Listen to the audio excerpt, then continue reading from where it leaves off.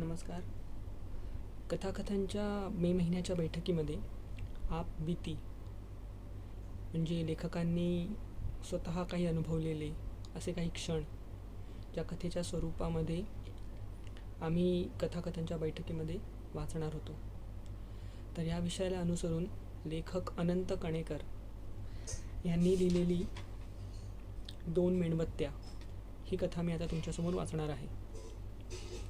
लेखक आहेत अनंत काणेकर.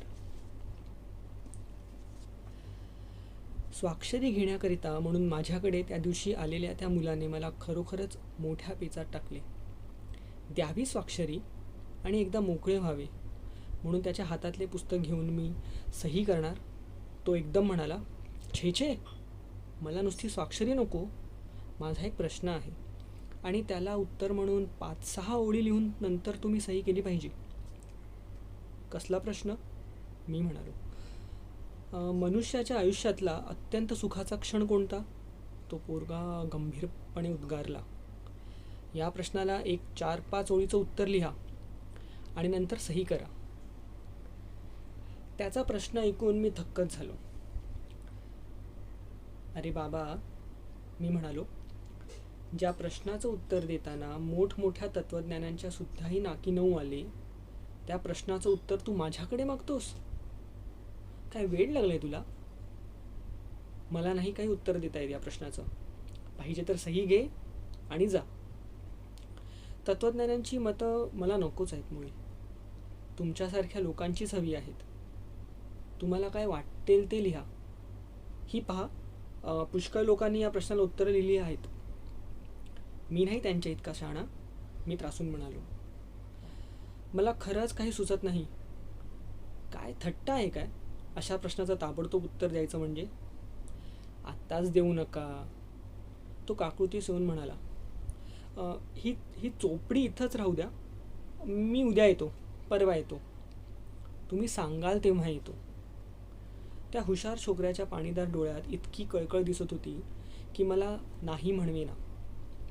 बरं बरं, ठेवून दे ती चोपडी आणि येऊ द्या परवा. त्या दिवशी दुपारपर्यंत मी कामात असल्यामुळे त्याच्या प्रश्नाचा विचार करायला मला वेळच झाला नाही. पण त्यानंतर संध्याकाळी एक मागून एक 3 प्रसंग घडले. ते मात्र माझ्या मनात घोळत असलेल्या त्या प्रश्नाचे उत्तर देण्याकरिताच घडले असे मला वाटत होते. खूप श्रीमंत असलेल्या माझ्या ओळखीच्या एका गृहस्थाकडे काही कामाकरिता मी गेलो. तो घरी नव्हता. त्याची बायको चिंतातूर चेहरा करून बसली होती. काय हो, कुठं गेले? मी विचारलं. तो नवीन जर्मन डॉक्टर आला आहे ना, त्याच्याकडे गेलेत. मीच जा म्हणून आग्रह करून पाठवलं त्यांना, ती म्हणाली. म्हणजे झालंय काय? अहो काय नाही काय, त्यांच्या मागली एक काळजी जाते तर दुसरी लागते. खडकीच्या बंगल्याची राखण करायला पठाण ठेवला. तो पठाणच चोरी करून पळाला. ते तुम्हाला माहीत आहेच. ती भानगड संपली नाही, तो आता इन्कम टॅक्सची केस उभी राहिली आहे. त्यांना अलीकडे झोपसुद्धा तशी लागत नाही. अन्न पाण्यावर तर वांछाच नाही. तेव्हा मीच म्हटलं, निदान त्या नवीन डॉक्टरच्या औषधानं तरी जरा बरं वाटेल. असं होय, मी म्हणालो. तिथून निघालो तो आगगाडीत बसून मी घरी परत येत होतो. मजूर चळवळीत काम करणारा माझा एक जुना मित्र डब्यात भेटला. खूप आनंदात होता तो. आपलं काम कसं शिस्तीत चाललं आहे आणि चळवळीचा कसा जोर वाढतो आहे याचे रसभरीत वर्णन तो करीत असता त्याच्या डोळ्यात विलक्षण चमक दिसत होती. त्याचे एक डोळे खोल गेले होते. त्याची दाढीही बोटभर वाढली होती. तुझे डोळे किती खोल गेलेत? मी म्हणालो. काय झालंय रे तुला? हट, मला काय झालंय? मी चांगला मजेत आहे. डोळे खोल गेले की वर आले हे मला माहीत नाही. गेल्या 15 दिवसात आरशात तोंड पाहायला मला वेळ झाला नाही आहे. आता दाढीविषयी म्हणशील तर दाढी करायला सध्या आपल्या खिशात पैसे नाहीत बुवा. इतक्यात परत स्टेशन आलं आणि माझ्याशी हस्तांदोलन करून मोठ्या चैनीत शिळ घालीत तो निघून गेला. एका मागून एक घडलेल्या या प्रसंगाचे मला मोठे आश्चर्य वाटत होते. स्वतःच्या अपरंपार सुखात आणखी भर घालण्याकरिता इन्कम टॅक्स चुकवून 15 लाखांचे 16 लाख करण्याकरता जीव पाखडणारा आणि ठिकठिकाणच्या अनेक बंगल्यात हजारो रुपयांचे फर्निचर धूळ खात पडलेले असताना खडकीच्या बंगल्यातली 4 खुर्च्या टेबले पठाणाने पळवली म्हणून हाय खाणारा आमचा तो श्रीमंत दोस्त दुःखी आणि चिंताग्रस्त आणि MA झाल्यावर घरी चालत आलेल्या लठ्ठ पगाराच्या नोकऱ्या लाथाडणारा आणि कधी काळी दलित जनता स्वतंत्र होऊन सुखी होईल म्हणून स्वतःच्या सुखाची यत्किंचितही पर्वा न करता इतरांच्या सुखासाठी कधी उपाशी तर कधी अर्धपोटी वणवण फिरणारा हा कॉम्रेड मजेत आणि सुखी. हे आणि असे दुसरे विचार करीत मी रात्री घरी परतलो आणि तो तिसरा प्रसंग घडला. मला मेणबत्तीच्या थंड प्रकाशात वाचित बसणे फार आवडते म्हणून खुर्चीवर उभा राहून फळीवरल्या मेणबत्त्या मी शोधू लागलो. एक मेणबत्ती सबंध जळून गेली होती. मेणबत्ती अशी क्वचितच जळते.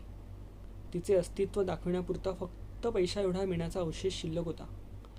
दुसरी मेणबत्ती कित्येक दिवस फळीवर धूळ खात पडल्यामुळे मुंग्या झोळ्यांनी ती सबंध कुरतडून अजिबात निरुपयोगी केली होती.